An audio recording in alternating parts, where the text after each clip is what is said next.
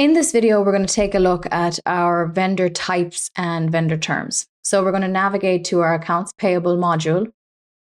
Under the setup tab, we'll see our types here and our terms. So let's take a look at our types first. And you do have a few vendor types that come out of the box. I believe it's subcontractor, supplier, other maybe equipment. And you might be totally fine with just using those. If you wanted to get more granular with it, then you absolutely can. You know, you can have one for each one of your trades or something like that. And why would you use vendor types in the system? So you can use vendor types with compliance. So let's say you wanted to track insurance certificates and you wanted to track it for your subcontractors. Then you can have a vendor type for subcontractor and you can have your compliance set up to track insurance certificates for all of your subcontractors. Maybe you also want to track it for your suppliers, then you would be able to do that in compliance. And let's say then for your trades, if you split it out by trades and you wanted to track licenses by your trades, there's only specific ones that have that. So you would set it up by your vendor types. You can also use vendor types in reporting. So it really depends on how you want to set up your system with your vendor types, how granular you want to get with it. You might be absolutely fine using the ones that are out of the box, which is totally fine. Also wanted to mention if you're using ISVs, so a third-party integration with the system, and you have 1099 vendors, the ISV is going to look to the vendor type to pull the 1099 information. So if you have, let's say, subcontractors that are 1099s, you're going to go to your vendor types, you're going to add, and you're going to add in a specific 1099 vendor type. So we're going to do subcontractor 1099, and then we're going to save it. So we're just going to give it the name, we're going to save it. And then when we go back into it again, so back here in my subcontractor 1099, I'm going to hit edit. And now that I've gone back into it, that it's already been saved, I see this form 1099. I'm going to click on that. I'm going to select my NEC, and it's automatically going to default into box 1 there for non-employee compensation. So I'm going to save that. Save again. So that would be very typical that people have, subcontractor 1099s. You do want to make sure that you have them set up if you're using ISVs, because they're going to pull that 1099 information from your vendor type, not from your vendor setup. And then another one I'm going to add, I'm just going to put in other 1099, save it, come down here, edit beside other 1099. Now I see my Form 1099 box. I'm going to select my NEC and my box 1 is going to default in there. I'm going to save that. So, and save again. And then on my vendor setup screen, if I do have 1099 vendors, you do have let's just pick this drywall one here. So you do have on your additional information tabs the option to put in your 1099 information for the vendor, which is absolutely fine. You should be doing that.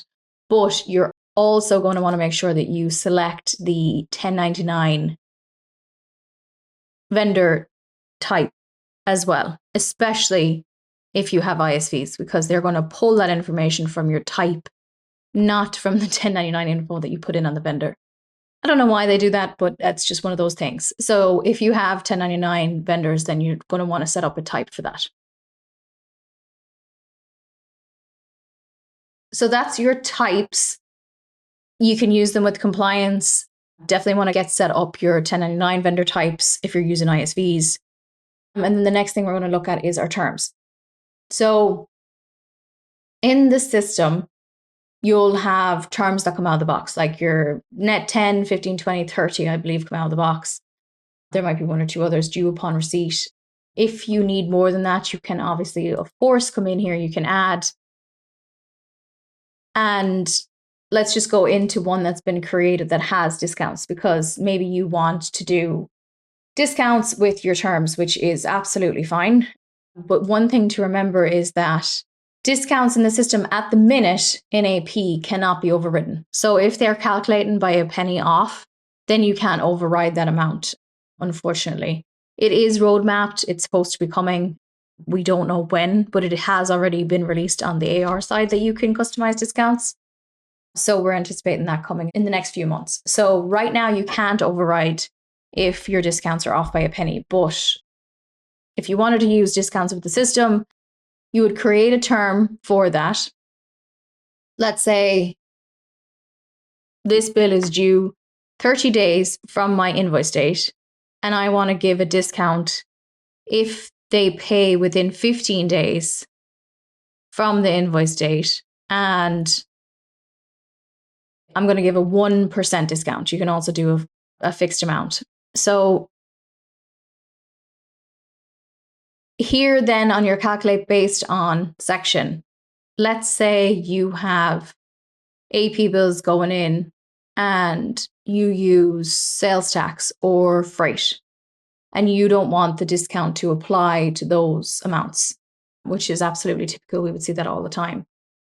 So in your transaction definition, you're going to set up subtotals for your sales tax and for your freight or whatever other subtotals that you have.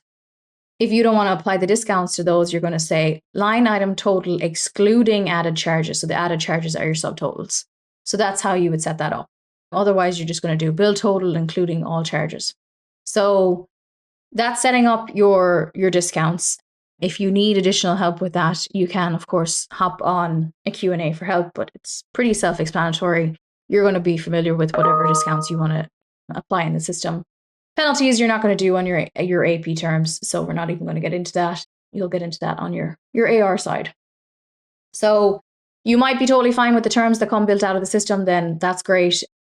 If you wanted to set up discounts, you can do it. Just please be aware that you can't customize discounts right now in AP. So if they're calculating off by a penny, it just cannot be overridden. But you can also decide not to apply discounts to your subtotals, which a lot of people do ask for. So that's your types and your terms. If you're needing any additional help with any of that, you can just hop on a Q&A and let us know, and we'll get you some more help with that.